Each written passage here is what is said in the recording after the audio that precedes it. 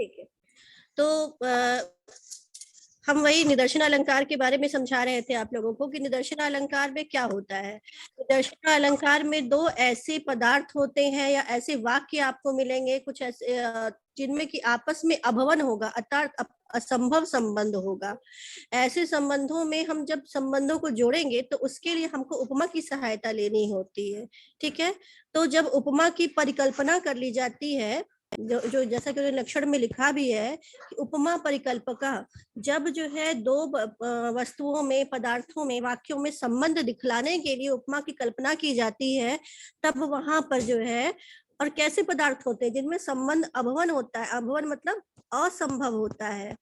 ठीक है, ऐसे दो पदार्थों में जो है जब जिसमें कि आपस में मिलना असंभव है, उनमें हम उपमा की कल्पना के द्वारा जो है वस्तुओं के बीच में संबंध निकालते हैं, तब क्या कहलाता है? निदर्शना अलंकार कहलाता है। ठीक है, ये तो हो गई निदर्शना की बात। अब इसका हमने एक उदाहरण भी देखा था सुबह, क्वा सूर्य प्रभु वंश क्वा चाल्प विषय मति तितिषु दुस्तरम वाला, कि वहां पर दो वाक्य थे। एक वाक्य में, पहले वाक्य में कालिदास कह रहे हैं कि कहाँ तो सूर्य से उत्पन्न हुआ वंश और कहाँ अल्प विषय वाली मेरी बुद्धि। ठीक है, और मैं जो है क्या करना चाहता हूँ, जो छोटी सी नौका से समुद्र पार करना चाहता हूँ। ये दोनों वाक्य आपस में अलग अलग थे, दोनों का कोई संबंध नहीं था। उनका संबंध जोड़ने के लिए हमने क्या कहा कि मैं वैसा ही काम करने जा रहा हूँ जिस प्रकार से जो है छोटी सी नौका के द्वारा कोई सागर को पार करता है, अर्थात अपनी अल्प बुद्धि के द्वारा सूर्यवंश का वर्णन करना ये वैसा ही है जैसा छोटी सी नौका से समुद्र को पार करना। ये उदाहरण में हमें लगता है कि आप लोग को कोई दिक्कत बची नहीं होगी। अगर बची है तो नहीं नहीं, कोई बची नहीं है। तो अगला जो उदाहरण हमारे सामने है, ये है 437 नंबर पर उदयति। तो मेरे घर पे बात कर लीजिए, देखिए क्या प्रॉब्लम है। उदयति, ठीक, उदयति में क्या कह रहे हैं? उदयति वित्तोर्ध्व रश्मि रज्जाव हिम रुचौ हिम धामनि याति चास्तम वहति गिरिरयम विलंबि घंटाद्वय परिवारित वारणेन्द्र लीलाम। ये जो श्लोक आपके सामने है, ये माघ का बहुत ही प्रसिद्ध श्लोक है। माघ की एक ही रचना है, आप जानते ही हैं, कौन सी?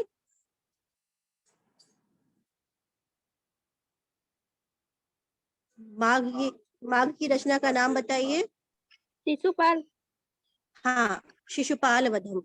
और शिशुपाल वधम में आप जानते हैं कि कुल मिलाकर के 20 सर्ग हैं, जिसमें कि उन्होंने एक सर्ग में रैवतक पर्वत का वर्णन किया है। ठीक है, रैवतक पर्वत का वर्णन किया है, और वहां पर जब पर्वत का वर्णन किया है तो उन्होंने सूर्योदय का वर्णन किया है कि सूर्योदय जब हो रहा है तो पर्वत है, पर्वत के एक तरफ क्या है? सूर्य है जो उदित हो रहा है, और एक जो है तरफ जो है चंद्रमा है, पूर्ण चंद्रमा, वो जो है अस्ताचल की ओर जा रहा है। तो ऐसा प्रतीत हो रहा है कि कोई हाथी है जिसकी दोनों तरफ घंटे लटक रहे हैं, दो बड़े बड़े घंटे लटक रहे हैं, ये उन्होंने कहा है। इसीलिए जो है आप जानते भी हैं कि माघ को घंटा माघ कहा जाता है ना? माघ की उपाधि ही है घंटा माघ। किस लिए? क्योंकि 12वें सर्ग में उन्होंने जो रैवतक पर्वत का वर्णन किया है और 2 घंटे का वर्णन किया, सूर्य चंद्रमा 2 घंटे लटक रहे हैं, इस वर्णन के कारण ही उनको घंटा माघ का टाइटल दिया गया है। ठीक है, तो इसमें यह जो उदाहरण है आपके समक्ष जो है, यह उदाहरण आप देखेंगे कि किस प्रकार से निदर्शना का है। और पहला जो उदाहरण था क्वा सूर्य प्रभु और रघुवंश का था, वो तो आप लोग देखे थे कि वाक्यार्थ निदर्शना का था। ठीक है, वहां पे जो भी चीज दूरी थी वो वाक्यों के बीच में थी, जिसको हमने उपमा के माध्यम से जोड़ दिया। ठीक है, उपमा की कल्पना करके हमने उसको जोड़ दिया। यहाँ जो हम करेंगे वो जो है पदार्थ में करेंगे। ठीक है, यानी कि शब्द में करेंगे। जो हम उपमा का प्रयोग करेंगे वो शब्द में करेंगे, पूरे वाक्य को हम टच नहीं करेंगे। देखते हैं, अर्थ देखते हैं, फिर उसके बाद समझते हैं। अच्छा, ये बताइए कि मेरा चेहरा आप लोग को दिख रहा है? हाँ मैम। अच्छा, कैसे लग रहे हैं? अच्छी लग मैम रही है। पहले ही करने वाले थे, अच्छी लग रही है। चलिए। तो क्योंकि मुझे अपना चेहरा नहीं दिखाई पड़ रहा है। वो बुक की वजह से। तो देखिए लिखा हुआ है कि उदयति, उदयति मतलब उदित हो रहा है। कौन उदित हो रहा है? हिम रुचौ, ठीक है। अहिम रुचौ, ये हिम रुचौ नहीं है, इसको आप पढ़ेंगे अहिम रुचौ, जिसको हिम में रुचि नहीं है। तो सूर्य और चंद्रमा दो की बात हो रही, तो ऐसा कौन है जिसको शीतलता पसंद नहीं है? सूर्य ना। तो यहाँ पर अहिम रुचौ कहा गया है सूर्य के लिए। तो सूर्य जो है उदित हो रहा है, अहिम रुचौ अर्थात सूर्य उदयति, उदित हो रहा है। कैसा सूर्य उदित हो रहा है? तो कह रहे हैं रश्मि रज्जाव विततो, अपनी रश्मि, किरण रूपी, रज्जु मतलब रस्सी, रश्मि का मतलब है किरण, रज्जु मतलब रस्सी। तो किरण रूपी रस्सियों को विदतो, विदतो मतलब फैलाता हुआ, ठीक है। अपनी किरण रूपी रस्सियों को ऊपर की तरफ, और कहा ऊर्ध्वम, ऊपर की ओर, विततो फैलाता हुआ, विस्तृत करता हुआ, अहिम रुचौ सूर्य उदित हो रहा है। और अस्ताचल में कौन जा रहा है? याति चास्तम, अस्ताचल की तरफ कौन जा रहा है? हिमधामनी। कौन जा रहा है? हिमधामनी। सूर्य उदित होगा तो अस्ताचल पे कौन जाएगा? चंद्रमा। चंद्रमा। तो चंद्रमा हिमधामनी, यानी कि हिम का धाम, हिमधामनी जो अर्थात चंद्रमा है, वो अस्ताचल की ओर जा रहा है। पहली लाइन आपको क्लियर है? मैम अस्ताचल का थोड़ा मतलब अस्ताचल का मतलब है कि अस्त की ओर, पश्चिम की ओर। इसीलिए सूरज, सूरज है, चंद्रमा है, ये सभी जो है पूरब से उदित होते हैं, पूरब की तरफ से निकलते हैं, इसीलिए जो है पूरब की साइड को हम लोग पूर्वांचल कहते हैं ना, ठीक है।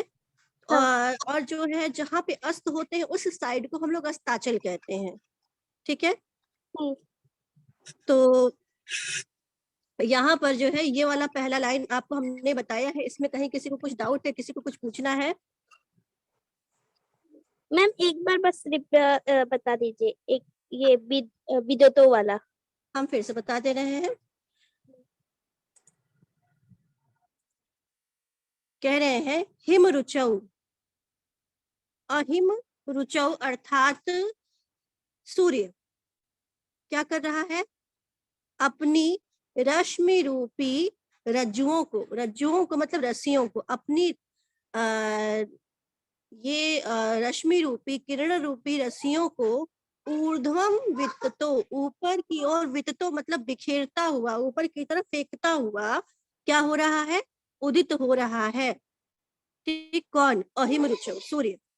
क्या करते हुए? अपनी रश्मि रूपी रज्जुओं को, रस्सियों को, किरण रूपी रस्सियों को बिखेरता हुआ, फैलाता हुआ, ऊपर की तरफ, ऊपर की तरफ फैलाता हुआ वो उदित हो रहा है। और दूसरी तरफ क्या हो रहा है? हिमधामनी याति चास्तम, जो चंद्रमा है वो अस्ताचल की ओर, याति मतलब जा रहा है, चंद्रमा अस्ताचल की ओर जा रहा है। यहाँ पर कुछ विशेष अलंकार यहाँ पर नहीं है, अलंकार जो है वो आपका नीचे है, दूसरी लाइन में, वो भी दूसरी लाइन में एक पर्टिकुलर शब्द में है।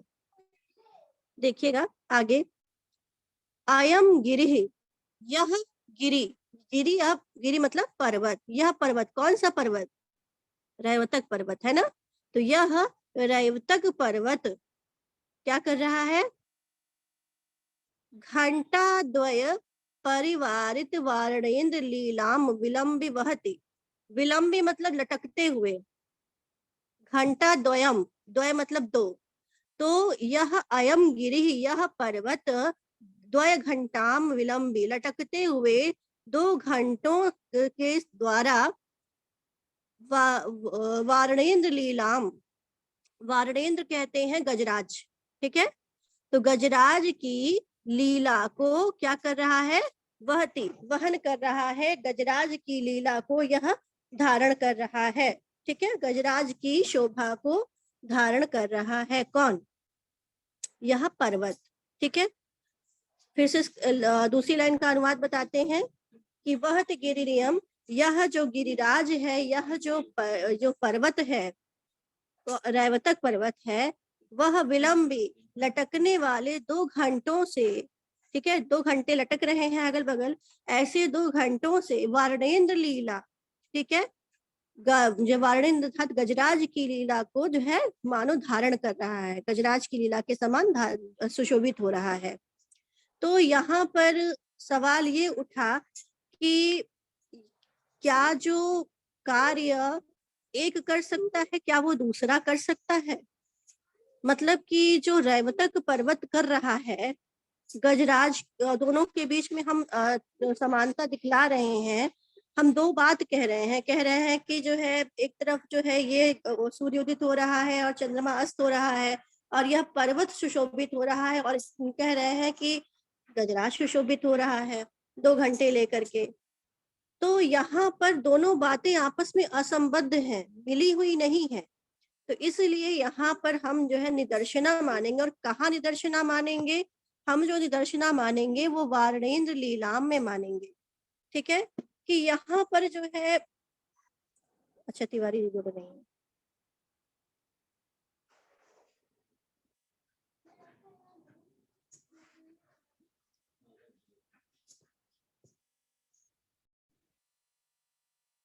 तो यहाँ पर ये सवाल उठा कि जो दूसरा जो अन्य है, यानी कि जो हाथी है, उसकी शोभा को पर्वत कैसे धारण कर सकता है, ठीक है, क्योंकि हाथी की शोभा अलग है, पर्वत की शोभा अलग है, इन दोनों का आपस में कोई संबंध नहीं है।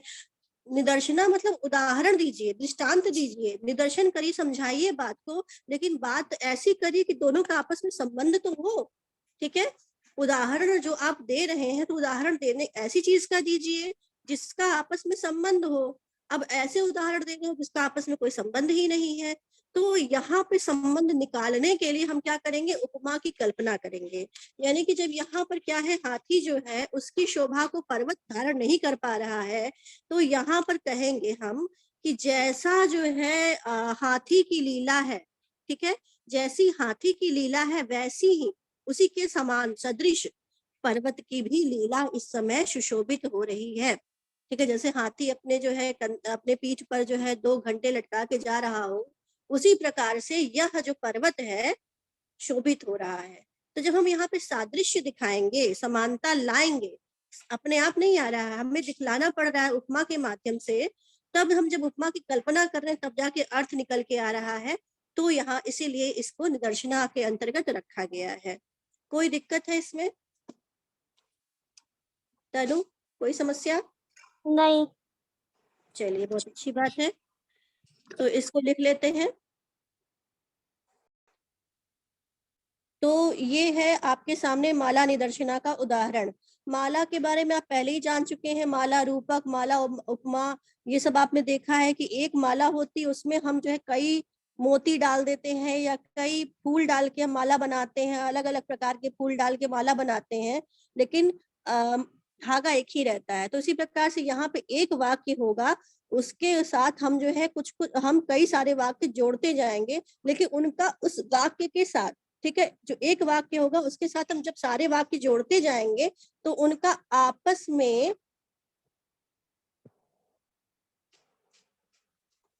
तो जब हम एक ही जो है वाक्य में जब कई सारे वाक्य, एक वाक्य, 2 वाक्य, 3 वाक्य को जब जोड़ते जाएंगे तो उनका जो संबंध है जो है होगा नहीं, आपस में एक दूसरे संबंध होगा नहीं, लेकिन हमको निकालना पड़ेगा, ठीक है। जैसे हम लोग बात करते हैं कि हम कहेंगे कि मेरे मेरे बारे में कुछ बताओ, ठीक है, मेरे बारे में कुछ बताओ तुम लोग। तो आप कहोगे कि नहीं, आपके बारे में तो बताना मतलब कि सूरज को रोशनी दिखाना है, और जो है समुद्र को जो है अपने हाथों से तैर के पार करना है, और मथुरा के जो है में वो गोवर्धन पर्वत की परिक्रमा जो है पैदल चल के करने की है। इस प्रकार से आपकी जो है गुणों का बखान, तो यानी कि मेरे गुणों का जो बखान करना है, अभी उदाहरण भी वही है, मेरे गुणों का जो बखान है, उसके साथ आपने कहा कि आपके गुणों का हम बखान कर ही नहीं सकते, ठीक है। आपके गुणों का बखान करना तो वैसे ही हो जाएगा जैसे कि जो है सुमेरु पर्वत की परिक्रमा करना या गोवर्धन की परिक्रमा करना या सागर को जो है तैर करके पार करना दोनों हाथों से केवल, ठीक है, इस प्रकार से होगा। तो यानी कि ये जो बात कही आपसे हमने कि मेरी प्रशंसा कीजिए और आपने हमको 3-4 बातें कह दी, इन बातों का आपस में कोई संबंध नहीं है। हमने कुछ और कहा, आप कह कुछ और रहे हो। तो कहने का मतलब ये है कि हम यहाँ पर उपमा की कल्पना करेंगे, तब आपकी बात को हम समझेंगे। आप कहना क्या चाह रहे हैं कि मैडम आपकी प्रशंसा तो उसी के समान है कि मान लीजिए कोई अपने दोनों हाथों से ऐसे ऐसे छप छप करते हुए समुद्र को पार करना चाहता हो, है ना? ये बात आप मैम हम कहना। हाँ तनु, कुछ कह रही हो? हाँ बहुत देर से बोलना चाह रहे हैं मैम, मेरे पास है वर्ड हम्म, जैसे कि पेज कम हो सकता है तारीफ करने में। हाँ वही बात है, मतलब कुछ इस प्रकार से आप बोलते हैं किसी के लिए कि आपकी प्रशंसा हम क्या ही कर सकते हैं। आपकी प्रशंसा करना मतलब कि हमारे जो पास भी सब जितने भी कठिन कार्य हैं वो सारे कठिन कार्य जो है करना, ठीक है। तो ये जो है हो गया जो है निदर्शना। अब जब दोनों बातों में संबंध नहीं है तो हम उपमा लाते हैं और कहते हैं कि आपकी प्रशंसा करना तो उसी प्रकार से है जैसे कि ये जो है काम करना, ये काम करना, ठीक है। तो यहाँ पर निदर्शना होती है। माला क्यों कहा गया? क्योंकि यहाँ पर आप एक ही बात कह के चुप नहीं हो गए कि मैडम आपकी प्रशंसा करना तो वैसे ही हो जाएगा जैसे कि सूरज को रोशनी दिखाना ना। अगर ये कह के चुप हो गए होते तो आप वो निदर्शना होती पहली वाली वाक्यार्थ निदर्शन। कहेंगे कि नहीं मैडम, आपको आपकी प्रशंसा करना मतलब सूरज को रोशनी दिखाना, समुद्र को अपने दोनों हाथों से तैर करके पार करना, गोवर्धन की परिक्रमा बिना चप्पल के करना, ठीक है, इस प्रकार से।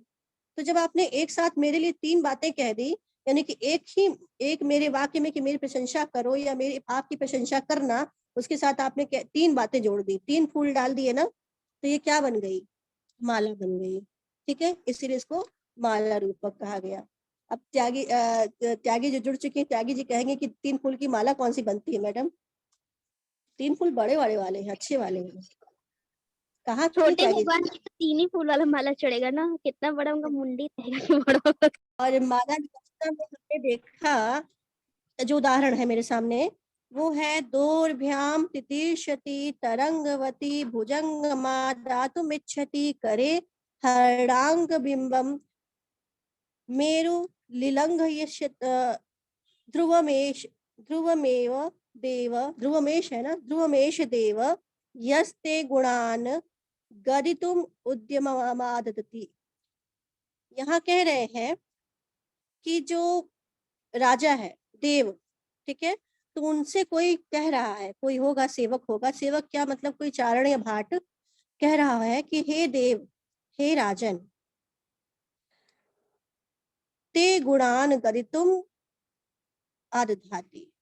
ते मतलब वे लोग, यह जो लोग, ते तुम्हारे, ठीक है, यह जो तुम्हारे यानी कि आपके गुणान, गुणों को गदितुम कहने के लिए, गुणों का गान करने के लिए, गुणों की प्रशंसा करने का आददति प्रयास करता है, जो आपके गुणों को कहना चाहता है, वह क्या करता है? दोर्भ्याम तितिर्षति।